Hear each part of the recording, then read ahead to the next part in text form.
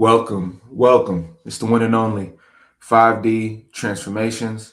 And you took the time to join the course and to learn this information. Um, we're calling this MBTI Magic. I call it MBTI Magic because number one, MBTI is such a magical science. I mean, it is a science just like any other science. I honestly believe that the things that we call magic is really just science. It's just, until everybody understands the mechanism on how it works is considered magical, right? The television, your phone, these things at one point, if you took an iPhone and went back to the 1930s and showed it to them, they would think that's magic. If you went back to the 1400s with a phone, they would really think it's magic. So and what you realize is that when it comes to the mind, MBTI is considered a pop psychology, but it very much is a science based on universal principles, universal laws, um, basic laws of physics, and what we're going to do is take the time to really understand the process of, MBTI in general, the way the functions operate. We're going to just touch on that. And it's not going to be a super deep dive. A lot of the people listening to this could be coming from different backgrounds of knowledge when it comes to MBTI. Some people know all of this stuff, and they might just want to know the hidden power that they want to tap into when I explain each type's hidden power and their gifts. Then there are others who, might really not know much about MBTI. And so, I wanted to still have some basis of information for you to build on.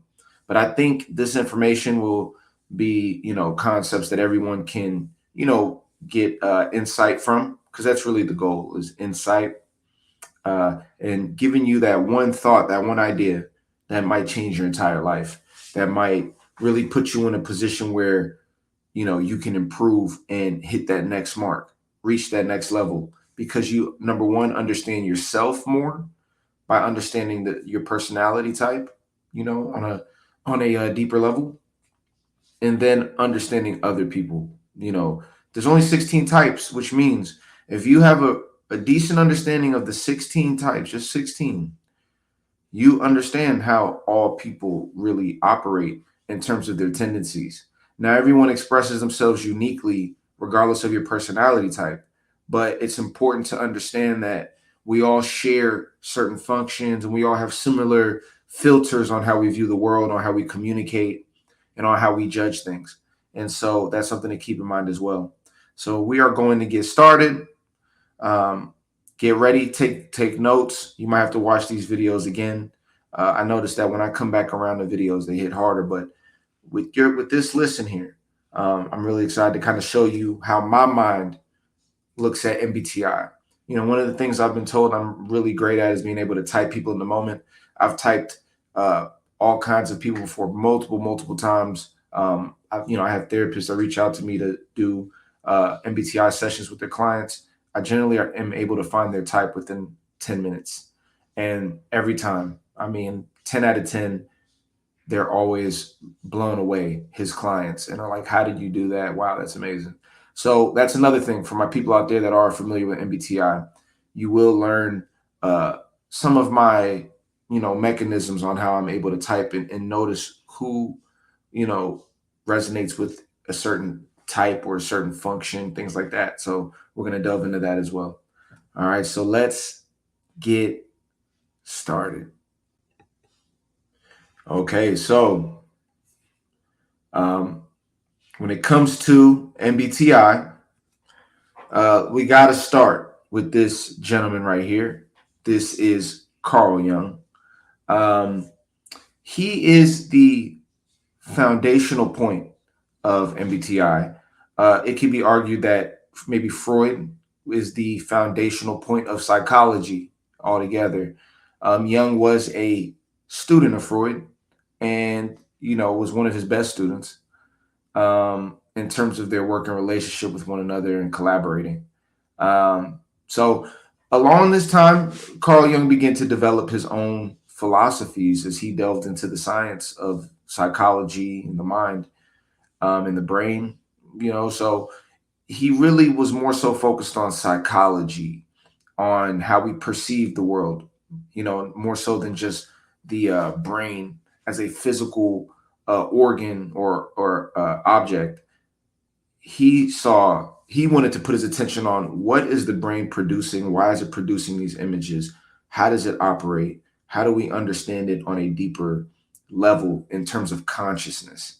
While our brain is doing its thing, we're the ones that are using the brain to experience life and what is going on with that.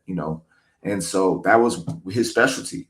Now MBTI is something that he did not initially call MBTI. A lot of people call it Jungian theory or Jungian psychology.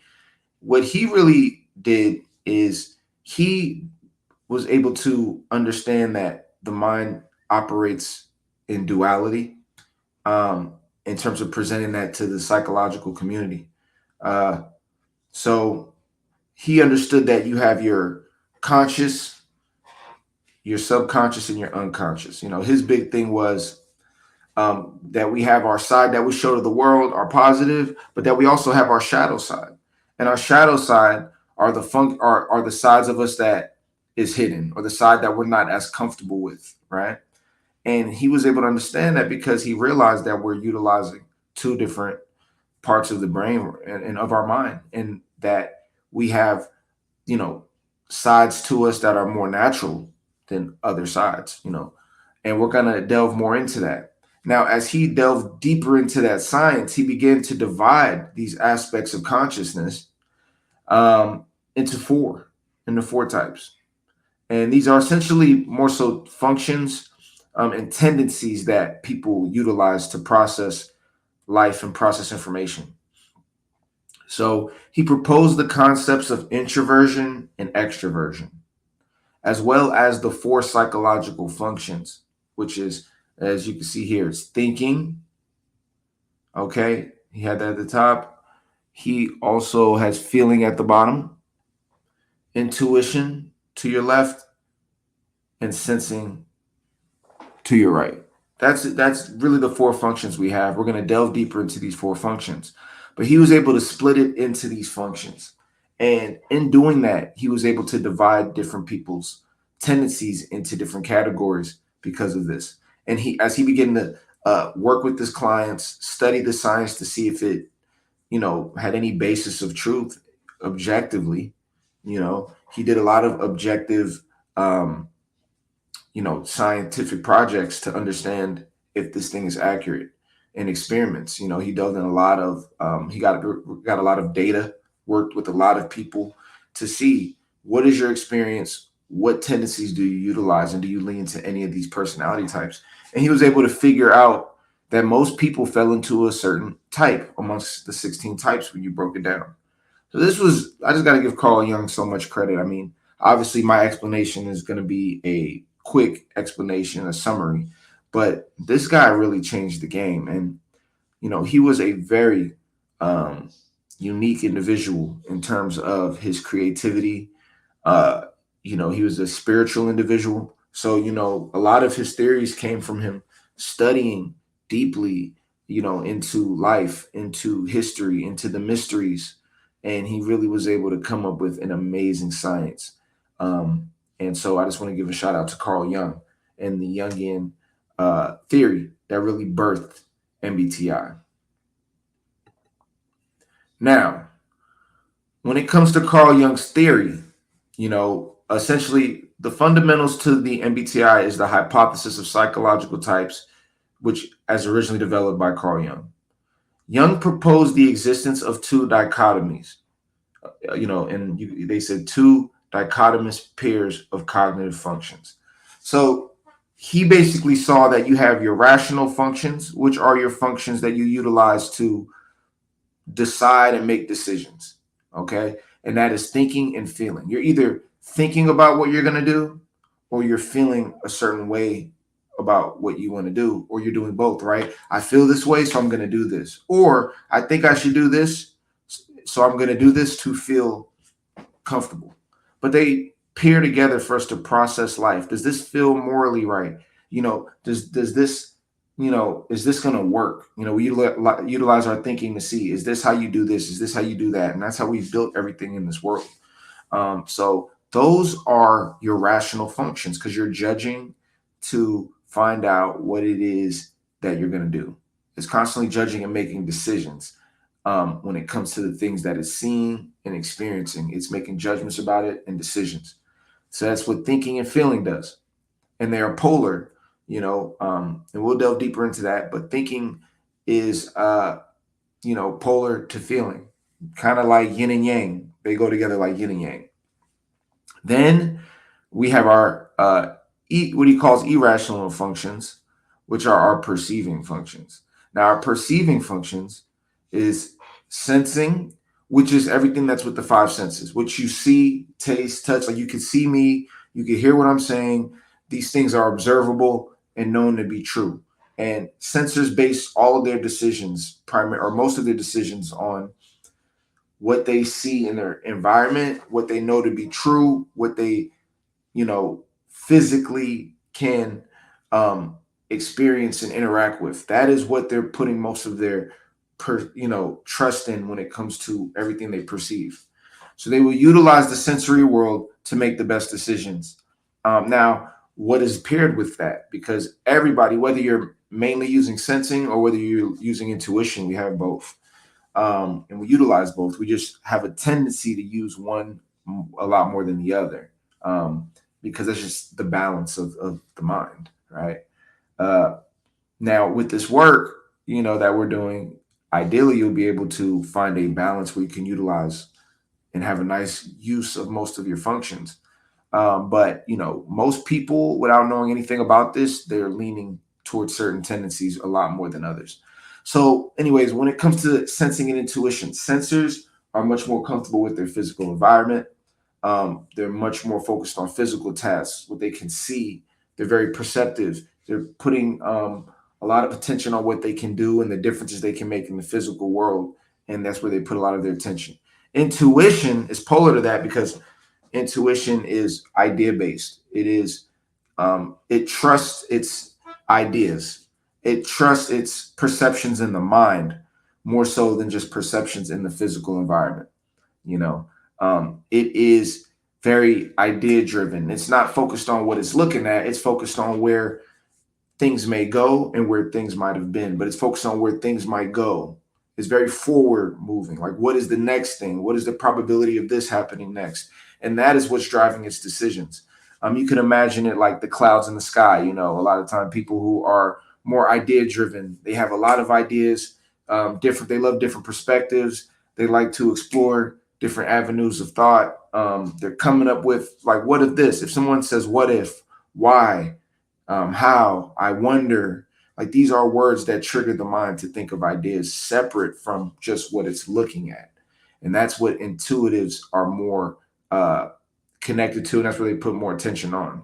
So just like I said, of course, intuitives still need to look at what's around them and, measure, decisions based on what's going on in the physical world.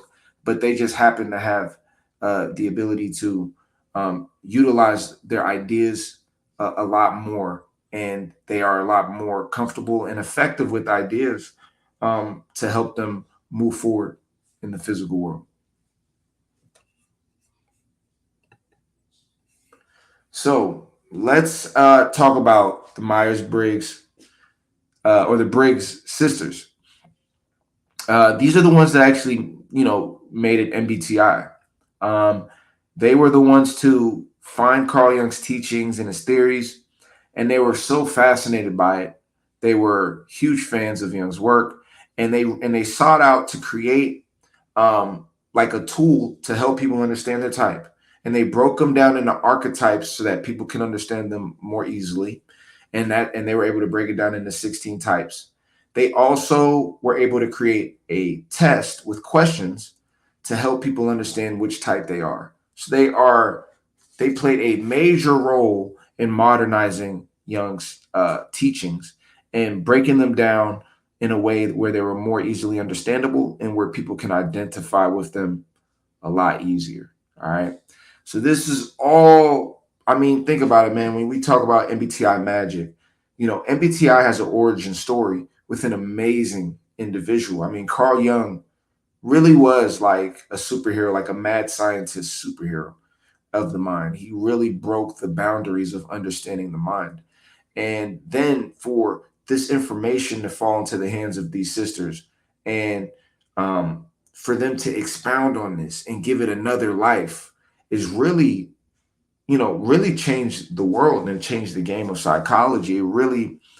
They really preserved a form of information and expanded on something that is so sacred, um, and something that's so powerful. That really changed the game, because if you take this tool away, if they didn't take the time to do that, and let's say this just went into the archives of Jung's theories, um, we would have missed out on something that has helped thousands and millions of people. So I just want to really once again give a shout out to these ladies, and and to Carl Jung. And now here we are where we take these teachings to the next level. And that's, something that I've seen so many great people out there that, are a part of the MBTI community. That's what they're doing. And I just feel happy to be a part of it. And so what I want to delve into now is some of the deeper aspects of MBTI. Obviously, we know the origin story. So now let's start to delve in. So this here is something that Carl Jung understood. And this was something that was big. This was all part of Carl Jung's deep, hidden mystery teachings and understandings that he fused into his science in order to discover this wonderful balance, right? So if we look at just the four elements, we have earth, wind, or air, right? This could be considered wind, earth, wind, water, and fire. And this essentially are the four elements. This is a old teaching that goes back thousands and thousands of years. Some of the basis, universal teachings, of mankind fall into these four elements. And these four elements are responsible for, the creation of so many things. And we built everything from these four elements, utilizing them. And as human beings, we've explored it all. We have ships to go through the water. We operate on land. We can fly the skies. We use fire to do so much. I mean, these four elements work together almost like colors. They blend together. And that is the essence of the four functions. So now, let's start with earth, which is this green grass right here. You can see it's on stable ground. It's stable. It's standing on ground.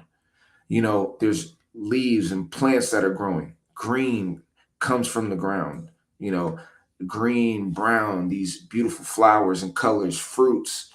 All of this array of color in the color spectrum it's birth, and it comes out of that foundation from the ground. It's rooted in a stable base. That is essentially what sensing is all about. Sensing is your physical body. And the physical, that number one, it's your physical body, number one. This is your base. Everything you experience from a sensory level comes from your physicality, right? It's your eyes that allow you to even see what's out here. So you can't even see anything or focus on the external sensory world until you first are grounded with your own body. It's your physical body that allows you to experience the fun and play and the good and bad, everything of Earth. And so that is the basis, that is the foundation. Once that is grounded and you're grounded in that, you can now look out and you see there is a world outside and there are physical things outside. If I go outside now, I'll see cars, I'll see restaurants, I'll see people walking, I'll see buildings, children, all kinds of things. And these are all things that I can interact with. And if I interact with them, I will get these sensations. And these sensations that I get will then be processed by my judging functions, which are either thinking or feeling. But you can't think or feel if you're not having any experiences, right? So that's what sensing is doing. Sensing is there so that you can get sensations. If I touch this, if I touch that, I'm getting information from it. Like as soon as I touched my microphone over here, it's cold. And I was like, that's cold. So that's information I got, is that that's cold. If I use my eyes to look around, I might see something. I might see like my stapler fell over. That the information is, let me organize it. That's what came to my mind. Let me move it. But everything you're looking at, you're getting information. Everything that you touch, taste, feel, you're getting information. And that's what sensing is about. And that's why it is the earth function. Next, let's talk about air. That is the intuition. That is what pairs with the earth function, which is sensing. You have sensing and intuition. Now, with intuition, it is the air, right? And that is the ideas, right? The clouds, they're light, they're ever changing. Just like your ideas, you can see them just like you can see the clouds, but they're always moving steadily. They're not physical. You can't grab your idea. You can't grab what ideas pop up in your head, but you can still see them in your mind, right? But you can't see them out here. So intuition is more of the yin and sensing is more of the yang, like sensing is the physical masculine energy type of force that you can see and touch and stand on. But guess what? If you look up in the sky, so your feet are planted on the ground, that's sensing. But if you look up in the sky, you see the clouds. Can you touch them? No. Can you taste them? No. Can you feel them? No. But they're there, right? And, in the air is always constant movement. It's always steadily moving. It's also changing. So when we talk about that, that is like your intuition. It's much more adaptable. It's not, physical things in the sensory world take, years and years to develop before they become something. Whereas your ideas can pop up and go away just like that. Like if I tell you, think of an apple, you can have an idea of an apple. But ideas are more swifter, they're quicker. They're like the mind. They move. They're like a feather. They're floating. And what ideas do is they help guide the sensory. Just like the wind. Wind is a part of air. There is a force aspect to intuition, and it's when you have wind. And wind and force can push physical things forward, and it guides things in a certain direction. And that's what your ideas are doing. You might have your physical body, but ideas might be guiding your physical body. Ideas are guiding everyone. When somebody puts a stop sign on the street, or stoplights, so that was an idea somebody had. Now they needed the physical body to actually bring it to reality, but it couldn't have been there without the idea. That wasn't something that just, flashlights, and stoplights didn't just grow out of the ground. So, we had to put that there because somebody had that idea. And that's what your intuition is doing, because it's seeing, okay, people are getting in accidents. Then let's get ahead of it, right? Because it's able to hold an idea of people having these problems, and it's able to think, what if we put a stoplight? And now it is ahead of the physical things. And so as a result, when it creates that stoplight, people come up to it and they go, oh, I got to stop now, because somebody put something there to get me to operate in a certain way. And a lot of the time, your intuition is always thinking forward. What is the next best thing we can do to have the optimal experience? And it's doing this based on sensory things that it's seen. And its idea pops up and says, let's do this instead. So your intuition is like the wind. It's a bird's eye view. It's from the sky view, being able to see the big picture. Most people that utilize intuition are big picture thinkers. Well, think about a bird, think about a plane. When you're in the sky, when you're in the air, do you not have a wider view of the sensory, right? You can see more of what's going on the ground, versus, let's say, if you zoom in and you're in one spot on the ground, all you can see is a smaller sphere of what's going on. So this is why they work together, to give you the sensory that you can experience, but also the intuition, so that you can make changes and you can anticipate things to create optimal situations. And that is how those two functions work together. That's air and earth right here. This is sensing and intuition. And Carl Jung understood these things, by the way. These were all aspects that helped him really piece this together. This is one of many, many things he understood to come up with MBTI. That's why I wanted, we call it MBTI magic. Well, this is magic right here. This is the magic of how you can understand the mind.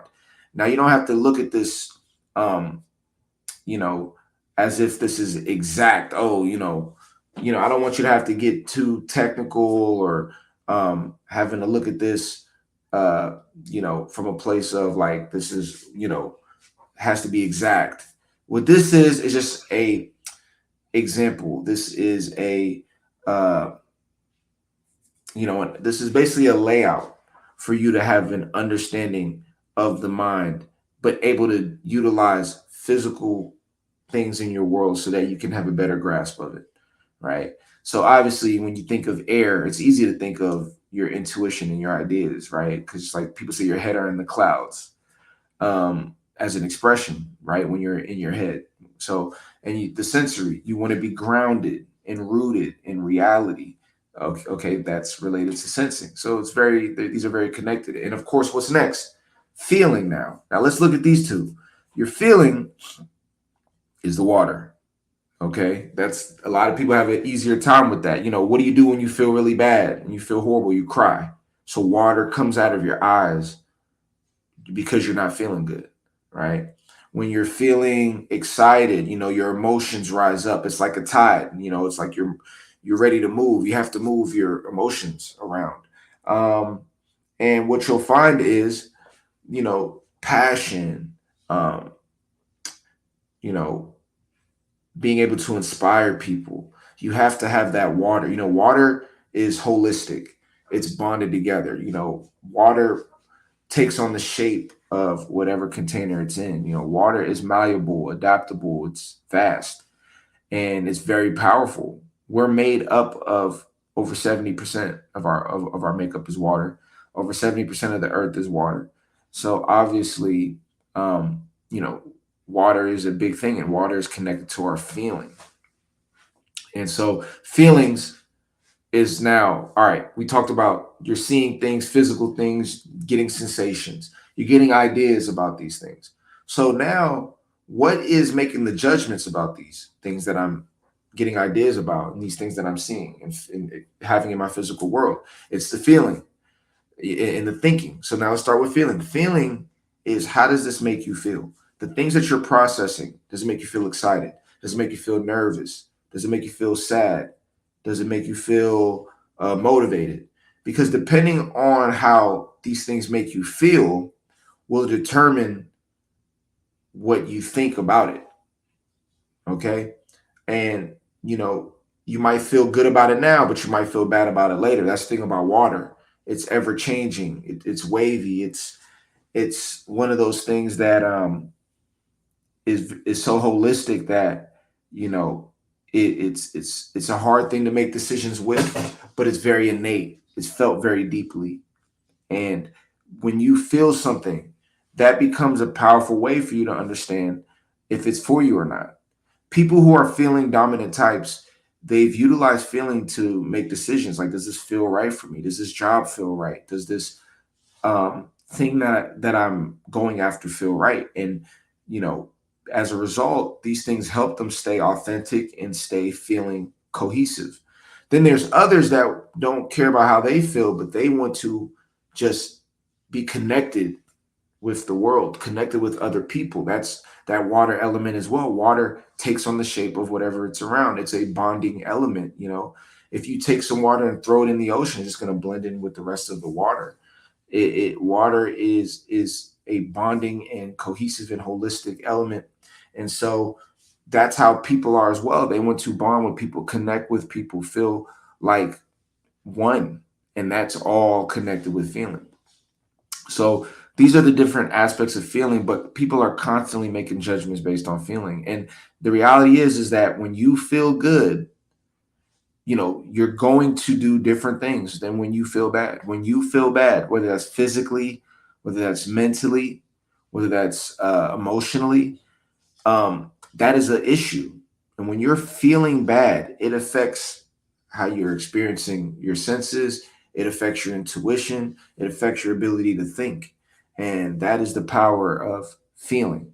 And feeling is one of the ways that we judge and process information. So we're going to delve deeper into understanding that because there are a bunch of types that utilize feeling to do that. Finally, we have fire. And I don't know if you can see me down here. Let me see if I can. All right, we have fire, and it's that's connected with thinking.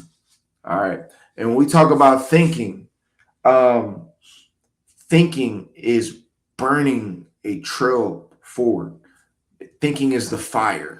It's the fire in the mind that, just like, for example, if I light a path that's going to burn and blaze a trail for me. Well, thinking is always doing that. Thinking is trying to figure out what do we need to go forward, what do we need to do to create something. And a lot of the time with thinking, it's like fire because it is the light in the dark.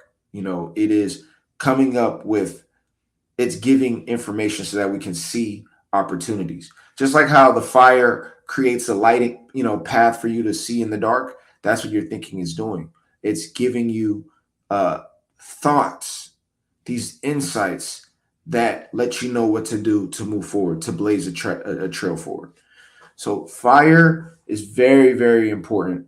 Now, as you can see, water can overpower fire. Like when your emotions are so heavy, it's hard to think. So the water takes away your ability to think. Or there are people who are thinking dominant types that don't use emotion as much. And so their fire burns so hot on thinking that water, it just dries up the water. It just burns up the water. And so these are people who don't show a lot of emotion.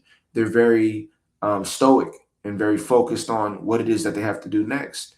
And that is the fire element being lit so much that it's not creating the room for the water to operate. You know what I mean? And these people operate with very low emotion. And a lot of the time when the emotion does come up, it's boiling because it's sitting underneath with all this fire. And a lot of thinking dominant types might not show a lot of emotion, but when they do, man, it's a mess because it's so much fueled with that fire.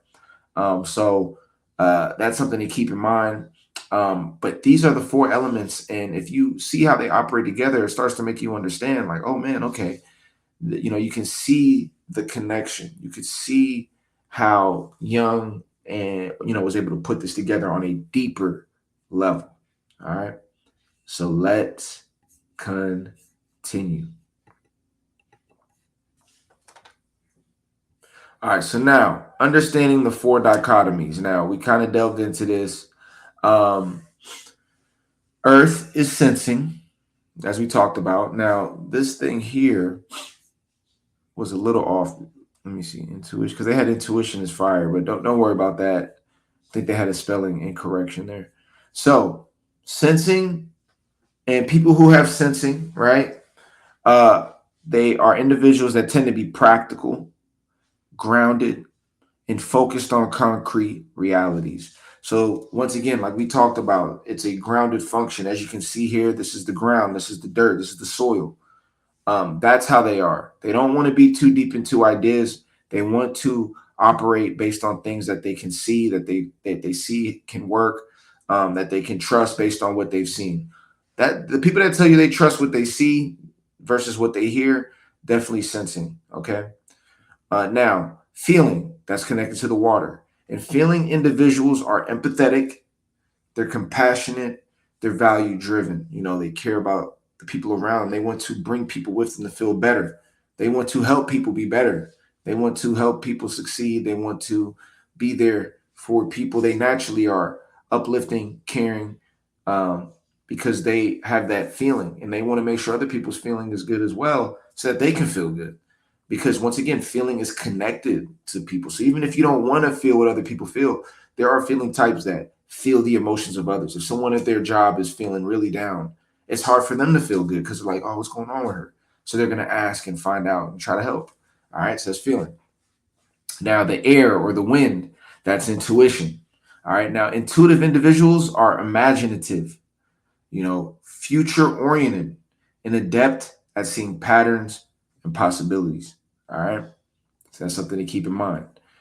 And when it comes to fire, that is the thinking. And thinking individuals are analytical, they are logical and objective in their decision making process. And like we said, they're objective and it's all about just making the right decision. It's thinking oriented, meaning it's not overly emotional. And think about it, feeling is connected to water. Water is so vast, so ever present. Whereas when it comes to thinking, which is like fire, fire can get very large, but it burns out quicker. So when it comes to thinking, it's more so finding the right decision and then going forward, because this fire can be here and then it burns out and you have to keep creating fire. So it's one of those things that on to the next, it's not as bonded and connected like feeling is when it comes to its decision making. Okay. And it's also very forward moving, because wherever the fire is burning is where you can see. So you're not being able to see the whole picture or feel everyone's perspective or see it all. You're able to see, the thoughts that are currently going on, right? So that's one of those things. Like there are a million different thoughts, but when it comes to feeling, they're like, maybe 20, 30 primary feelings, and then there are other feelings that branch from that. But we have primary feelings that all humans share. Whereas with thinking, everyone's thoughts can be different. We all share thoughts, but there also are thoughts that we don't share, and that's kind of a difference as well. So people who are connected to feeling can have a understanding of humanity from a holistic level because they are tapping into the feelings, which is something that we all share. Whereas thinking is very much more independent in that and innovative in the sense that it's coming up with things separate from the group and how the group feels. It's blazing its own path and seeing its own fire, whatever that might be, its own insights. All right, let's go. So now, how do we identify the types? All right. And that's a good question. So let me see if I can get a better one for you. Y'all need to see me. All right, let's get to it. So, how do you identify the types? Well, there are 8 functions. All right. Now, how do we come up with these 8 functions, right? I thought there were 4, right? There were 4 elements. We got feeling, we have thinking, we have intuition, and we have sensing. But this is where the game changes. All right. This right here is how you will understand all of the functions and all of the 16 types. You'll understand them because you'll understand these 8 functions. And let me give you a simple way to look at it. All right. There's only 4. You have feeling, you have thinking, you have intuition, and you have sensing. But there's a yin and yang going on for each of these. And that's where it gets a little bit more dynamic. With feeling, you have 2 types of feeling. You have introverted feeling, the yin, and you have extroverted feeling, the yang. All right. And these are 2 dualities. These are 2 sides of the spectrum of how people feel emotions and how they go about it. We have the introverted feeling, which is how we feel. Then we have the extroverted feeling, which is how other people feel. And we're constantly pinging how we feel and also pinging that off of, well, how do they feel? And everyone's having this own dynamic play out in their life. And based on which side you lean toward, that will determine a lot of different tendencies that you'll have. All right.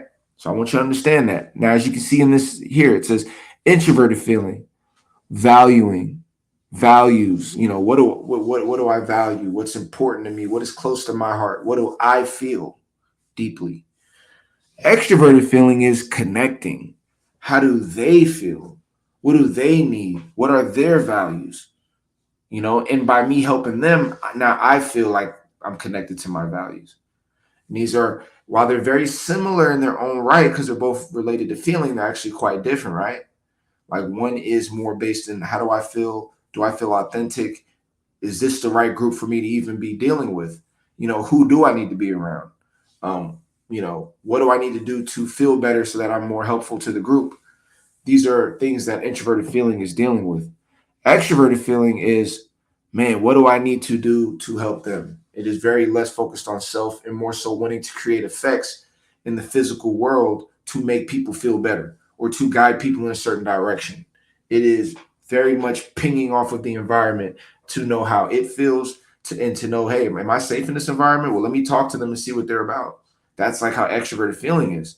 It wants to go out there and interact with everything to know what it is. Whereas introverted feelers want to create separation and distance so that they can feel comfortable within these new environments. And as time goes on, they can warm up and be their authentic selves. So those are the two yin and yangs of feeling. Now, let's go to thinking. You have introverted thinking. Now, it's important that everything starts with introverted. To me, that's like the yin. That's the feminine energy. That's the one, right? Or the zero. You can say zero is the feminine energy. All right, forget it. Zero is, let's say zero is just your awareness. Then we'd say one is the feminine energy, two is the masculine energy, because one is the first point that you're at. Okay. You start with one. Before you can go anywhere, you have to be in one point in position in space. And so with introverted thinking, this is what I think. This is my first thought. And for those of you that have seen my channel, I always bring up you have to trust your first thought. I'm trying to give you all the secret to introverted thinking and what introverted thinking is meant to do. It is a gift so that you understand what you think from your point in space. That gives you identity. You understand who you are. You understand how you think because you're looking and saying, this is my first thought. Now, that is what they call reasoning here. Now, extroverted thinking is, all right, this was my first thought, but now what did they think? And that is structuring that they say here, structuring, because you want to figure out what they think. Because by understanding what they think, you'll now have a better understanding of who they are and where they can be valuable. Okay. Extroverted thinking is about observing the physical world, what groups of people think, so that it can have an understanding of the collective world on a bigger level beyond just what it thinks, right? Now, where it can veer off is when it's so focused on what other people think that it doesn't have a good sense of how it thinks. And a lot of the time now it's leaning on other people's thoughts to have a sense of what it thinks. Extroverted thinking can do that. But it's so good at structuring. And people who use extroverted thinking at a high level are very good at understanding efficiency and what is the best thing to do to get the optimal experience, because it's taking not only its own thoughts, but it's taking its own thoughts and other people's thoughts to come up with the best thought. Whereas introverted thinking is coming up with the best thought from its own perspective, which means it's naturally missing perspective and insight. So what's funny is these work in correlation because the more thoughts you're able to get from other people and data, the better individual decisions you can make, right? And the more and then with introverted thinking, the more that you trust yourself, right? The more you can lead and help other people. So they both go together, but this is the spectrum that we're dealing with thinking, and people tend to lean toward one or the other. They tend to either want to do what they think. They tend to be more quiet when it comes to sharing their thoughts, and more so focused on, or when it comes to asking other people's thoughts and perspectives, and they might be more so focused on what they think, staying connected to their task, doing one thing at a time until they build up to whatever the solution is. Extroverted thinkers will try to ping off of the environment to find the solution quicker and to find a more efficient solution for everyone. It is more so focused on not doing just linear thought, but it can bounce around to get different perspectives to find the most efficient thought. A lot of the time, the first thing you think might not be the best thing to do, right? You might find the best thing to do when you do research, then the third thing that you found is actually the quickest way to do it. So extroverted thinking is willing to let go of the first thought to find the optimal best thought. Now, we have intuition, the same thing, right? We have introverted intuition and extroverted intuition. And everyone says, introverted intuition is this mystery. I've interviewed people who have introverted intuition as their first function, and they even have a hard time describing it. But your introverted intuition is, as they wrote here, the seeing function.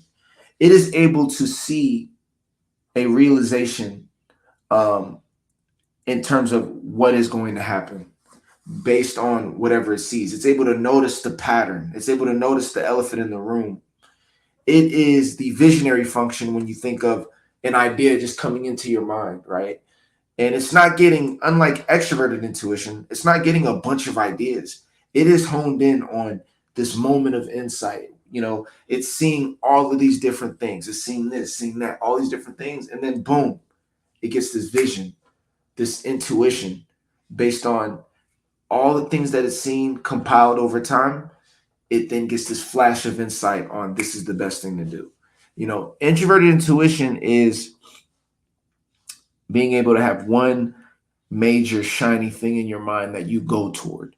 It is the visionary function. It goes in one direction towards one idea.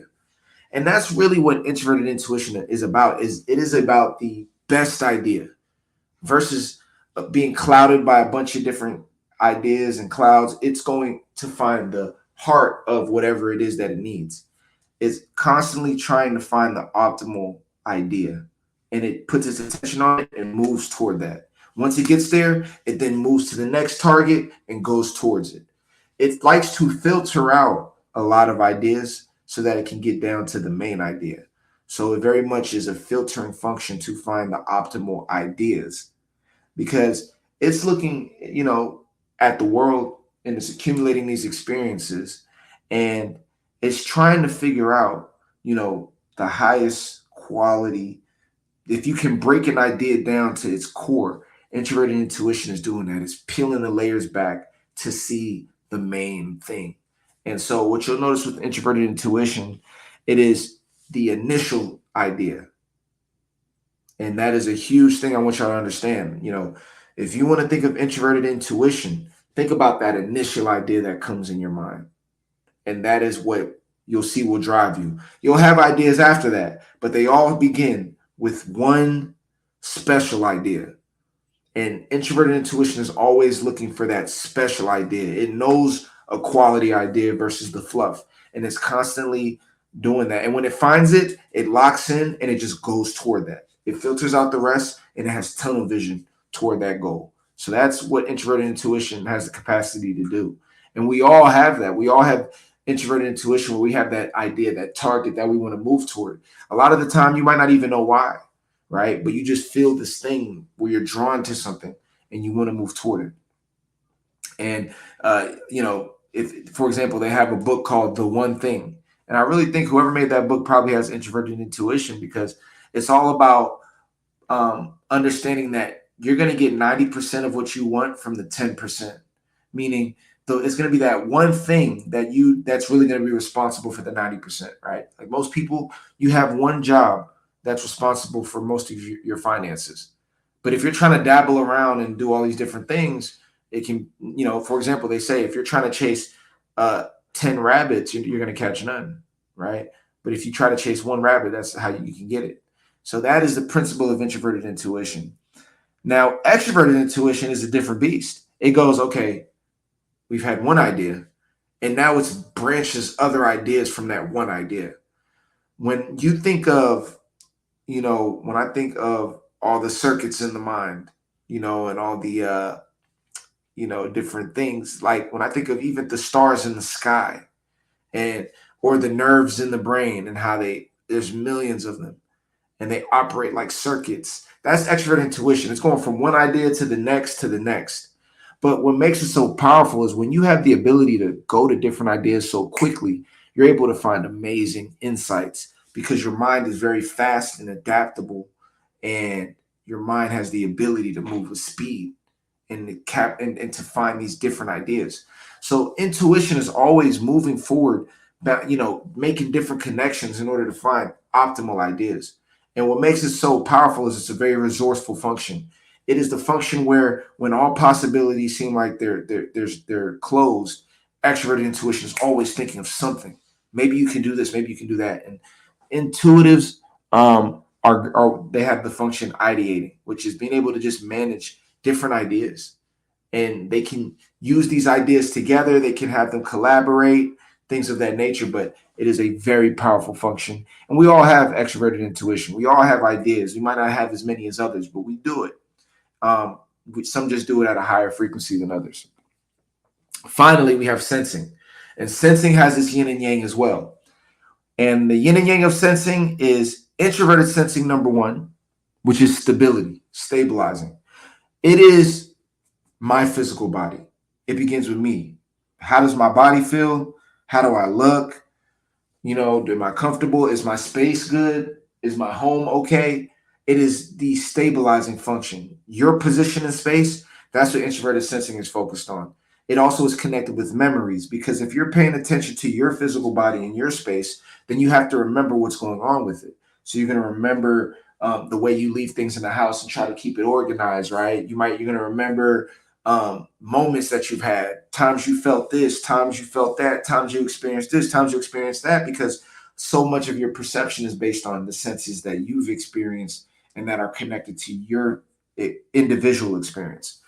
Extroverted sensors are more so focused on the external environment, the external symbols. It wants to interact with these symbols. It wants to taste, touch, explore, and by doing that, it actually feels more connected to itself. Okay, and so you have this constant yin and yang of, all right, this is my physical experience. This is my individual physical way that I like to look, that I like to feel, that I like to do things. And then you have the extroverted sensing, which is let me go out and explore and see what the world has to offer. And extroverted sensors are known for being the most experiential in the physical world, taking the most risks, willing to push the limits, willing to break the boundaries. Extroverted sensing is all about experiencing. It's all about going out there and getting experiences. And it wants to see, taste, touch, and see what the physical world has to offer. And we all have that as well, right? But if you get too lost in your physical experiences, that's where things can get chaotic. So they also need to practice the art of introverted sensing, which is being grounded and going back into the home and being stabilized. So this right here, if you understand these 8 functions, I want you to watch this again if just to remember at times. But by understanding this, when you see people and meet them, you'll notice that they lean towards certain categories. And once you understand, you'll be like, oh, this person is a lot more experiential. They don't want to talk as much and go back in the past. They want to go forward and do stuff. Well, then odds are they probably have extroverted sensing, right? This person doesn't really express their feelings a lot, but they seem to feel very deeply. They're very nice. They're very sensitive, and accommodating, but they're, to themselves and a little nervous. They might have introverted feeling. This person's very caring and loving, and they say exactly what's on their mind, and they like to connect. Extroverted feeling, right? These people are very steady. They're very much not big communicators. They like to be in their own world, doing their own thing, coming up with their own solutions. That's introverted thinking. These people are visionaries. They're always focused on the next thing. They have this vision of things they want to do. Introverted intuition, right? Extroverted intuition. These person always coming up with new ideas. They're always bouncing from this to that. They're zany. They're fun. They're quick witted. They're funny. That's extroverted intuition, right? Someone's always going in the past, always talking about the past or talking about their experience and what happened to them, and memories, and that's introverted sensing. All right. And then finally, extroverted thinking. Somebody's always thinking about what the group should do. They're always sharing ideas on what we all should do. They're paying attention to what's best for the group. That might be extroverted thinking. All right. So when you understand these types, these 8 functions, you now know everyone just has these 8 functions. Now, the only thing is, based on the way that these functions are organized, will determine which one of the 16 types you are. So you got to keep that in mind. If someone has extroverted intuition first, that's going to be a lot different than having one of these other functions first, than having extroverted sensing first, right? This person's coming up with all these ideas with extroverted intuition, but the person with extroverted sensing doesn't want to come up with ideas. They want to go out and do stuff. So that is something that's very big, and something to keep in mind. All right, let's get it. Let's move on to the next slide. Now, I'm going to give you my formula on how I go about it. I'm sure a lot of people do this in the MBTI community, but I'm sure some don't, right? So I just wanted to share this. Now, this is how I discover the types when I'm seeing people. And so I once you understand the 8 functions, and you'll understand the 8 functions simply by interacting with people. The more that you talk with people, just kind of, or look at the functions that they might lean toward. The way that I did it that really was helpful is I would look at my friends, friend groups, family, like people that are close to me, because these are people I've seen time and time again in a bunch of different scenarios. So these are people that you'll generally have the best understanding of their functions or their tendencies. And I started with them and said, okay, what out of these 8 functions do they have the most? So, and from there, I'd be able to be like, okay, I build from there. So, number one, uh, as I say in here, the magic begins in understanding your functions. Okay. Depending on how they are stacked, determines your personality type. And so, really, you can begin with yourself. Okay. So, for example, if you have a feeling function first, let's say you have introverted feeling, like this person here, that's an ISFP. If you have introverted feeling first, then that means you will have a thinking function fourth, because this is first, then this would be fourth. And the way it works is if you have introverted feeling first, then the pairing is going to be extroverted. So you can't have introverted feeling and introverted thinking, because feeling and thinking go together. So if feeling is introverted, then the thinking must be extroverted. Same thing. If the thinking is extroverted, the feeling must be introverted. In this case, the feeling is introverted. So they have introverted feeling first. So by default, my mind goes, all right, bet I already know they have extroverted thinking. So we're going to put that fourth. And I already have half of what I need to figure out their personality type. So what that goes to show you is you really, the main thing you want to figure out is their first or second function. Once you figure that out, you already have almost 50% of what you need to know. So in this case, let's say I don't know if they're a feeler, right, yet, but I know for a fact they have extroverted sensing. I'm like, okay, this person likes to explore. They're not big on ideas. They're in the present and grounded. Then I know they have extroverted sensing so I then know they will have to have introverted intuition. And now at this point, I'm just trying to figure out in which spot. So you want to figure out these two because, all right, let's say I know that a person has extroverted sensing. I'll go, okay, so I know that's one of their main functions. But what is the other function? Are they more of a feeler or a thinker? So what I'll be like, they seem to have more of a feeling vibe because they seem to be artistic. They seem to be really caring, kind of soft-hearted. So I'm gonna say they're a feeler. So now I know they have feeling and sensing, and now I'm able to be like, all right. So I know they have introverted feeling. I know they have extroverted sensing. So now they must be an ISFP. Now the question is, do they have more extroverted sensing or do they have more introverted feeling? How can I tell, right? Depending on what's their dominant type. That's why we have introverted and extroverted. Because if they have introverted feeling first, they're going to be more quiet overall. So don't get me wrong, they might seem extroverted at times when they're doing stuff, but overall, you'll notice that they're more of the quieter type, or they're not super social. They can stay to themselves. So you'll say, okay, that means introverted feeling is probably first because they're introverted, and their extroverted function is second. And that's how you're able to see, okay, that's why it's good to know if someone's an introvert, you're like, okay, let's figure out their function, because let's say I figure out they're a feeler or a thinker. I can say, okay, well, they're an introverted thinker or introverted whatever. So the main thing to understand here is if you have a function first, that's it. That's one thing that will help you determine the fourth. And whatever one you find out is second will help you know the third. So the whole goal of understanding people is what are the main functions? See, what you have to understand, if someone is an ISFP, they're going to show you their introverted feeling and introverted sensing. I'm sorry, their introverted feeling and extroverted sensing. You're going to see that the most. So everyone tends to wear their main functions out because these are the functions they're most comfortable with. So it's not hard because it's not like you're seeing all of these functions play out all the time and you're just confused. Like most people, if they're feelers, they're going to show a lot more feeling than thinking because thinking is fourth, it's low. If someone's using extroverted sensing, they're not going to use ideas as much. So you'll be able to tell that they are sensors. So you'll be able to see very clearly in people very quickly what they lean toward through conversation and or through being around them. And once you understand that, by understanding their main two functions, the rest will be figured out. And that's how I want you guys to start understanding how to identify types as well as yourself. Even in this exercise, ask yourself, what do I lean toward more? Am I more of a feeler or a thinker? Right? So just start with that. Am I more of a feeler or a thinker type? And once you understand that, the only question after that is, okay, I'm more of a feeler. Am I more of an extroverted feeler or an introverted feeler?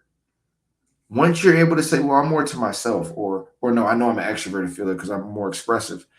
Boom. Once you know that, you build from there. You stack that at the top.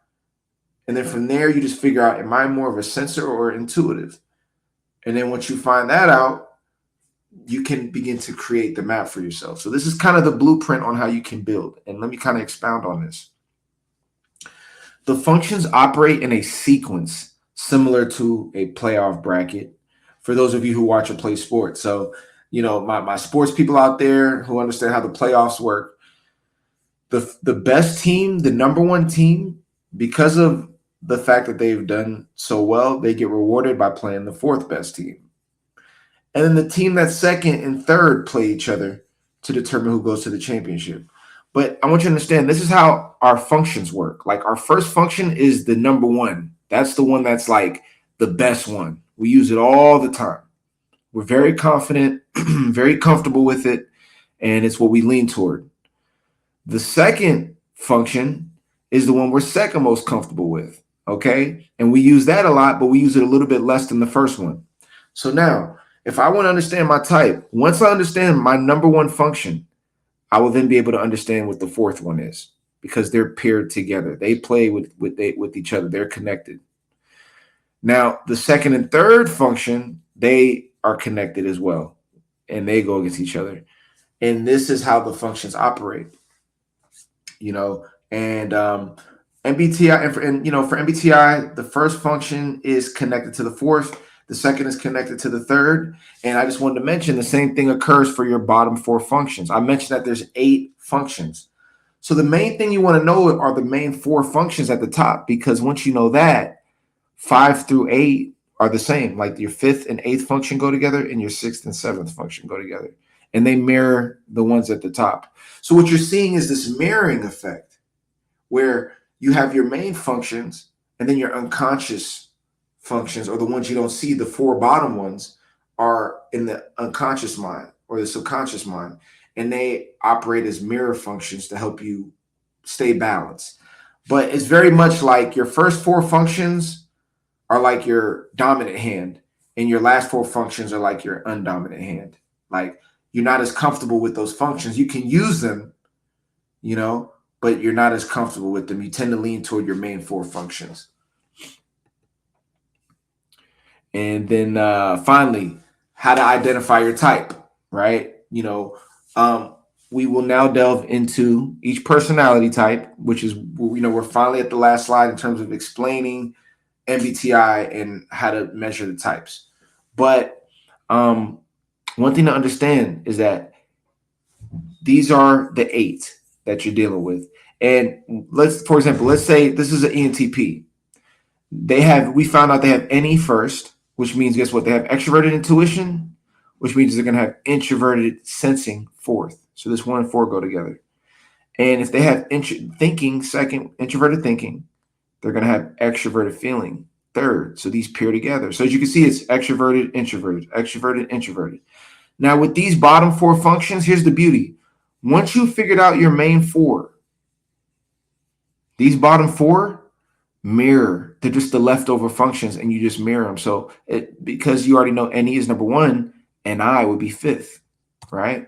Because you know TI or introverted thinking is second here, then you do third, and then boom, feeling and sensing, and that's how it works. So the arrangement, once you understand the two main functions here, everything else is figured out. Oh, I have introverted thinking, that means extroverted feelings third. I got extroverted intuition, introverted sensing fourth, and then I know these bottom four are going to basically be these in reverse. And here you go. These are your 8 functions. And now you're able to see, okay, at ENTP, they have extroverted intuition, which means they have all these ideas, ideation. They can come with ideas quickly. They have introverted thinking, though. So they process their own thoughts and they're steady one at a time, trying to understand all of these different ideas. And they're applying them and processing them with introverted thinking. And then they have extroverted feelings, so they like to socialize, interact. So they tend to use their extroverted intuition and extroverted feeling together. And what I'm going to do is when I go through each type, and that's the beauty of you actually watching the videos now as I go through each type, I'm going to explain to you the loops that they all have. And you'll see extroverted intuition and extroverted feeling. They like to interact with people, share ideas with people, communicate ideas, get different ideas. That's what extroverted intuition, extroverted feeling, that's what they like to do in the external world. But when they're with themselves and they're introverted, their introverted thinking is going in the past, and they're constantly going back and forth with the past and where they are and just going forward one step at a time to figure out what is the next best thing to do in their inner world. And that's kind of what's going on.